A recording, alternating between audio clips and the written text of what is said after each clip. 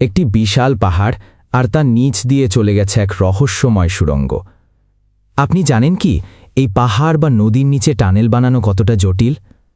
কোথা থেকে শুরু হয় আর কিভাবে শেষ হয় এই আধুনিক বিস্ময়? আজ আমরা জানব আধুনিক টানেল কিভাবে বানানো হয়। প্রথম ধাপ, পরিকল্পনা এবং জরিপ। টানেল বানানোর আগে বিশেষজ্ঞ দল সংশ্লিষ্ট এলাকার ভূতাত্ত্বিক জরিপ চালায়।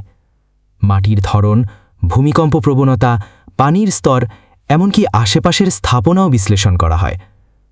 এই বিশ্লেষণের ওপর ভিত্তি করেই তৈরি হয় টানেলের বিস্তারিত নকশা। টানেলের দৈর্ঘ্য, প্রস্থ, গভীরতা এবং কোন প্রযুক্তি ব্যবহার করা হবে তা নির্ধারিত হয় এই পর্যায়ে। দ্বিতীয় ধাপ, খনন।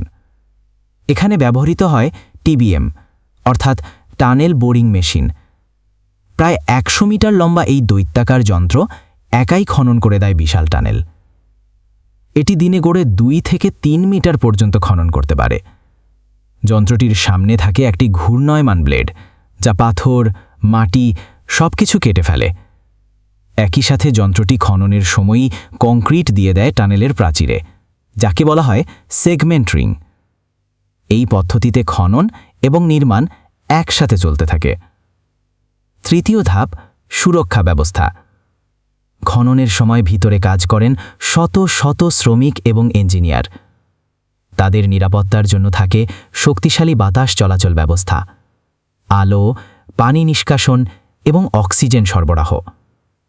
দুর্বল মাটি হলে সেখানে প্রয়োগ করা হয় গ্রাউটিং, এক ধরনের কেমিক্যাল ইনজেকশন, যা মাটি শক্ত করে তোলে।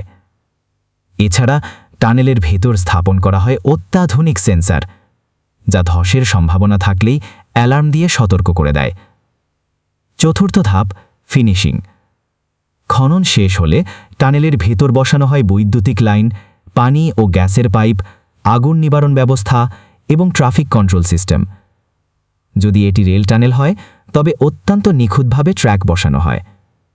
টানেলের ডিজাইন এমনভাবে করা হয় যেন শব্দ প্রতিধ্বনি না হয়, বায়ু চলাচল ঠিক থাকে এবং তাপমাত্রা নিয়ন্ত্রিত থাকে।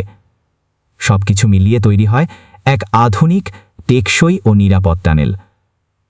এভাবেই তৈরি হয় আধুনিক টানেল, প্রযুক্তি, সাহস আর নিখুঁত পরিকল্পনার এক অনন্য ফলাফল। এই টানেলের প্রতিটি ইঞ্চিতে রয়েছে হাজার হাজার মানুষের অক্লান্ত শ্রম। প্রতিটি কংক্রিট ব্লকে লুকিয়ে আছে নীরব ইতিহাস। যখন আপনি একটি টানেলের মধ্য দিয়ে যাচ্ছেন, হয়তো আপনি জানতেই পারেন না তার নিচে লুকিয়ে আছে মানুষের সীমাহীন মেধা